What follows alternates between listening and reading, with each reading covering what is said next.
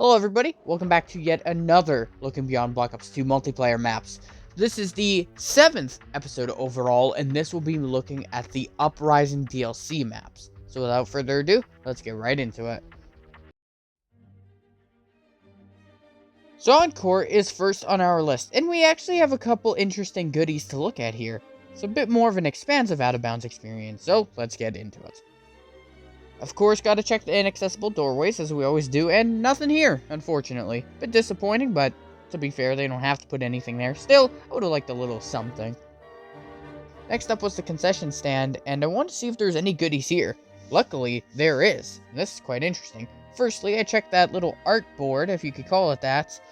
I checked to see if there's any layers behind it, and unfortunately it didn't seem that way. But these rooms here actually lead somewhere, and it's a semi-closed off space where, when you fire your weapon, you can see it has a solid wall and everything. It's not even just a black square, which is pretty cool in its own right. And the other room is the same, actually. Cool note, the floor actually extends beyond the walls a little bit, which is kind of nice. But yeah, you could use that to see that, yeah, there is in fact a box within this room, much like the other one. So I wanted to check if the toilets here had any shit particles coming out of nowhere, and unfortunately, or fortunately, depending on your level of maturity regarding your humor, there is no shit particles. I had a bit of a hard time getting up on here because I kept being pushed out by an invisible wall, so when I finally fought my way in, I ended up on the invisible ceiling, and then I just kinda glided through here. The game kinda has this weird behavior when you're in places that it absolutely does not want you to be, where it'll just make you sorta glide and slowly hover down. It's kinda weird. Cool stuff, but I decided to look at an inaccessible box area, and yeah, while it doesn't have much here, the assets do help the map a little bit. I wanted to see if there's any black magic going on with the lights, and no, unfortunately, you're not going to see anything cool or revolutionary here, despite how hard I tried. I tried to get a good view from the top on the invisible barrier, but yeah, no luck there.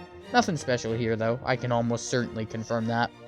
What's going on with the seats over here? Well, the thing is, the invisible walls are a little bit buggy here, because if you try to super jump while inside them, you'll start jittering like crazy. It's a little bit weird, but I thought I'd just glide over and get a good look, and yeah, it's a nice addition to the map. On to the next map! I'm just kidding with you. We have an entire exterior to explore. Speaking of, look at this vehicle right here. The lighting is a little funky here, so I couldn't really get a good shot of what was going on, but I'm 99% sure this is completely empty. This little building right here was a nice touch to the map, even if it doesn't have any collision. But there is a pool here where it is swimmable, which is really nice. I always like my swimmable pools, but do not get the wrong idea. The ground beneath does not have collision. Just beyond the walls of Encore, there is a parking lot here with low-resolution vehicles, that even if you do shoot, it has no behavior in it. It does not ignite, doesn't do anything like that. While I was out here, I saw this little thing right here, this statue, and I tried my best to stable myself, but it's a little bit hard to when all you can do is just keep no-clipping and jumping. But I think I made it work okay. You can get a good view of it. Pretty cool touch. Being the young swimmable inspector that I am, I had to verify if this lake was swimmable, which I can confirm. I can also confirm that the sides do not have collision, so if you ever fall into this pool, good luck getting your ass out, because that ain't happening anytime soon. So while we're out here, let's take a look at this low-resolution bridge with its low-resolution cars and its low-resolution boats. God, that was a mouthful. Nothing too crazy out here, just lower quality trees and stuff. The water is nice, even if it is completely brown. Sorry. That's just the truth. While I was out here, though, while I did see a couple buildings, something caught my eye. What the hell was that line above the trees about? Well, I decided to get up closer and examine it, and I still can't put my finger on it just recording this audio, so if anybody can answer what that is, I imagine it's supposed to be leaves, but where did it come from? Why does it look like that? It's one-sided, I know that much, but it just looks so weird. I decided that now I was just gonna quickly just kinda glide along the buildings and just give you guys a decent view of what it all looks like, and unfortunately, there's not much beyond this point, minus a couple things I'd like to show you guys, but just so you could say you got the view, yeah, most of the buildings look very similar, so you're not missing out on anything if I had skipped this, but at least you know that is, in fact, true. But what I did want to show you is the Ferris wheel. So the seats do look a little odd here, but the level of detail isn't that bad to what you might think it is. Bars themselves are pretty thin and low quality, but the seats themselves, they look completely unique compared to anything I've seen thus far in Black Ops 2. But the one thing I did want to talk to you guys about is, I was just screwing around here when I realized, wait, the ground is solid in the water. That's right, you can pretty much swim in this water with no penalty to it. There's solid ground beneath you, which is really cool. Meaning that if you're sick of having one swimming section, which is Fallen Angel, the campaign mission, why don't you load up some mods, put on God mode and shit like that, and come to Encore and go for a swim? Because this is the optimal place to do it here in Call of Duty Black Ops 2. Just remember that.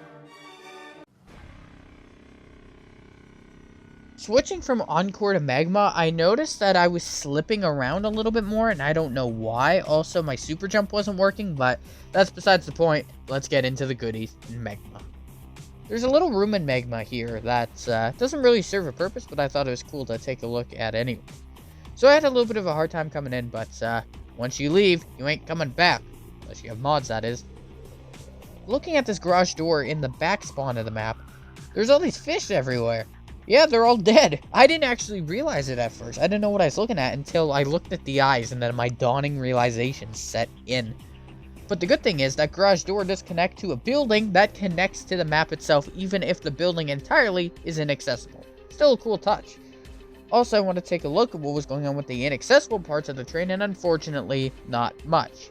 A little bit disappointing, but again, you can't expect much more. Here, you have another inaccessible part of the map that connects with another part of the map. So you have a little garage door that takes you down the stairs that's just on the other side of this counter. Pretty cool. Interestingly enough, I'm sure some people have asked us, what's going on behind this door? Well, not much, unfortunately. Kinda disappointing. Also, is anybody with me when I say that that tunnel reminds me of transit? If you're on the other side of the counters in the restaurant area, you'll notice that it is tight, like suffocation by object type of tight. Also, for the first time, I realized that there was this little plate mechanism going on. Pretty cool. Kind of interested me for a bit, but I wanted to see what was beyond there, because I didn't see that the first time I went behind the counter. Well, we got this little, room. It has no purpose, but it's a room. It's a room. It functions like a room. It does everything a room needs to do. It is, in fact, a room. I wanted to check what was going on with the water area of this map, because you don't really get to pay attention to it too much. Lava completely overtakes your attention, but, while collision is a privilege and isn't given out very much here, it's still a cool place. Some of it does have good collision, which is nice. So I want to see if the road here had any collision to it. No, can't have that, but, of course, being the inspector that I am, the water is swimmable! Yes! We need more swimmable water in the out-of-bounds sections of our maps! Deliver, Treyarch! Give us our water! So these buildings didn't have great importance, but it is cool that I did find a road that led even further beyond the land itself. And unfortunately, collision didn't last long, but we got to see the road eventually somewhat collide with a mountain and disappear into an abyss over the surface of water. I get it, I'm probably edging you. You guys are wanting to know about Magma's crowning aesthetic, if you will. What's going on with that volcano? Why is it after almost 5 minutes? I can't show it to you. Well, after 5 minutes, here it is. Here is the volcano and all its volcanic erupting. So the lava on the side is included in the model of the volcano rather than something separate, like closer to the map itself. The volcano itself doesn't really have anything special to it other than just a particle effect that sits on top with physical lava just coming out of it. But the lower you get, the higher definition it becomes, which is nice. I forgot to mention this earlier, but one thing I found fascinating about the lava is that it doesn't have the same behavioral traits as water. In fact, it doesn't have any at all. Minus the fact that it kills you, that can be chalked up to actual death blocks rather than behavior in the lava itself. Meaning it's coded onto, not coded into. As for what's going on out here, yeah, there's not really any collision, but of course we got the typical roads going through mountains, except this one. This one went through the mountain and came out the other side. But keep in mind, the mountain is only one-sided. So hypothetically, if it was two-sided, would the mountain cascade over the road, or would the road make it out all the way? It'd probably cascade. These are really dumb questions I'm asking just to entertain you guys, but hey, why don't you just play along, okay? Okay. So Vertigo is next, and Vertigo I found to be an interesting experience because it's not really about what you're going to see out of bounds. don't get me wrong, I gave it a try to really explore, but there's not a whole lot to explore outside the map. Most of the stuff you're going to find here is within, it's contained. So, let's take a look at all that, yeah? In the center, there's this closed off room where if you take a look, it's just darker in there and doesn't have much going on, but at least it's solid, which is nice. This room here doesn't have anything to it whatsoever. Kind of disappointing compared to the other one, but that's okay. So this is a bit of an interesting one. You can go through here and it has a room dedicated to this space, which makes sense, but you can shoot that panel there. And correct me if I'm wrong, but I don't think you can do that normally. So the fact that it still has its regular behaviors despite being almost completely untouchable, that's really interesting to me. But I mean that in a good way. It's nice to see little things like that. Things that shouldn't be there but are, and make it a little bit cooler for that. So this aircraft here is quite interesting because it has a fully or mostly done interior. There's actually a lot going on here. To the likes of the interior of the aircraft that you're riding before you descend onto Haiti in Judgment Day, the final mission of Black Ops 2's campaign. So I thought that was a really cool touch. And you can't really walk on the helipad. It's just gonna put you in the ground for some reason. Yeah, that was kind of funny. Segueing into the bottom part of Vertigo, which I'm sure a few of you were curious about, what's going on down there? Well, it's as simple as this. The lower you get, the lesser detail that there is. The first few floors will have 2, 3, 4 doors, and then as you get lower, you're looking at 1 or 2, and then eventually it gets so dark, I can't really tell if there's anything down there. I want to say that there's maybe the rails surrounding the floor, but that's about it. Point is, though, more detail goes up top, lesser detail goes to the bottom. So with Vertigo, of course, there's these really tall buildings beside you, but the thing is, there's not really a need to go out of bounds, because anything you'd want to see out here, you'd already be able to. So don't get too excited, except for this one part, and this one part blew my socks off. The helipad has collision. For some reason, a complete inaccessible part of the map has collision. You can walk on it. And the other side, I believe, yeah, there it is. It had it too. So I'm going to double the speed here just to get around a little bit more quickly, but I found this thing that says Love Reverb, which is kind of cool. And if you go under the cloud, you can see the underside of the buildings a little bit more too. Pro Habit, I believe that was a big part of Grind, which is pretty cool to see. Clique United, with some text on the bottom, right? That's kind of cool. There's just completely unintelligible text I can't read. FPS there, Street Blueprint there. A lot of cool things here. I'm going to go through these quickly, but if you want to pause these and just take a look, you may. I don't know what that says. That looks like some six-sided basketball. We got Binza right there. I don't know what that is, but maybe I could educate myself if it's a real thing. Could be, couldn't be. I don't know. A couple other things to take a look at. I don't really know what that green text is. I was a little bit confused about that. That looks like some weird Treyarch, but not Treyarch thing. Dance Club, I thought that was pretty cool. Yeah, there's not a whole lot here that, again, you wouldn't be able to see normally. So it makes this strip a little bit useless, but I still figured you guys would want a bit of a closer look. So hopefully you can make do with that as needed. Also, Getty didn't make it. I'm shocked. I thought I'd see Getty this episode. No Getty images this episode, guys. We're at 2 out of 7 appearances. So with Studio, what you see is what you get. I found that anything that you'd be most interested in out of bounds, you can see from inside the map itself. Meaning that the out of bounds, the stuff you cannot see, is not particularly interesting minus one thing. These buildings right here are just set pieces. They're not solid, which obviously helps the aesthetic of the map big time, right? That's super cool, and I'm totally for that. You can kind of fly around and you'll sort of see what I mean, where anything that you'd really want to see is already visible to you in the map itself, but I'll be sure to go over as much as I can. This is what I'm saying right here. You can see all these cool things from inside the map itself. There's not really a need to go out of bounds, and I'll show you that even further later. But for now, take a look at this little dinosaur with this electronic spine, if you will, to control it and make sure it's functioning properly. I thought it was cool to look at and just see that component, because I don't think you can see that normally. You might be able to get a really weird angle from the little barn house area, but that's about all.